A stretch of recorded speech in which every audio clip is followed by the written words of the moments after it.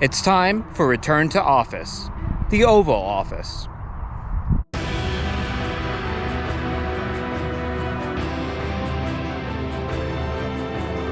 As a serious runner, I know that the best time to start a marathon training cycle is immediately after the previous marathon training cycle.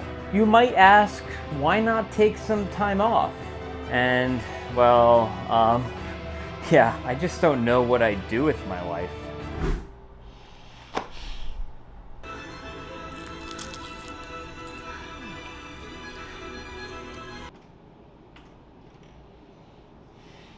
If I did not hit my goal in my previous race, or even if I did hit my goal in my previous race, I'll move the goalpost and immediately get back into training. I always feel like I should have run faster. Just like publicly traded companies are pushed to increase profits every single quarter, I feel pressure to improve my marathon PR with every single race.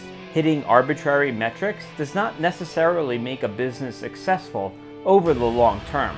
Luckily, corporations are not people. Companies are limited, but no human is limited.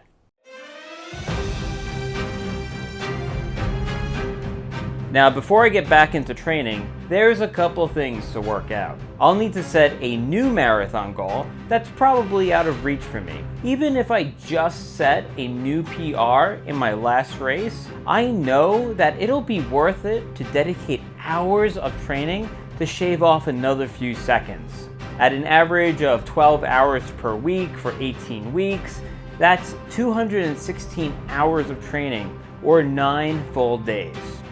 9 days to shave off like 30 seconds. I'll pick one thing that I didn't do last training cycle, or that I should have done differently last training cycle, and obsess over it. I'll probably turn to something that is trendy, like double threshold training. I don't really know if double threshold training works or not, but it's really popular right now. What? You run regular doubles? That's just not that impressive anymore. Also really trendy right now are saunas.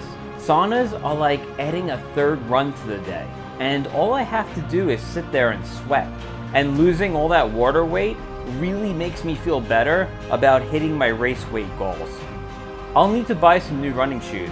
I'll look at which shoes the winners of the most recent marathon major were wearing, and assume that whichever shoes work for them will work for me.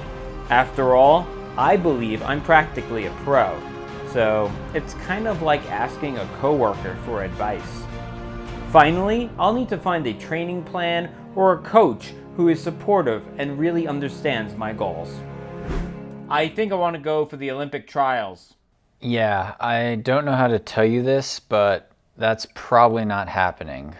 No human is limited, okay? Once I start my marathon training cycle, I'll announce it to everybody on social media and Strava. I'll post a photo to Instagram Just to let everybody know they're in for 18 weeks of epicness.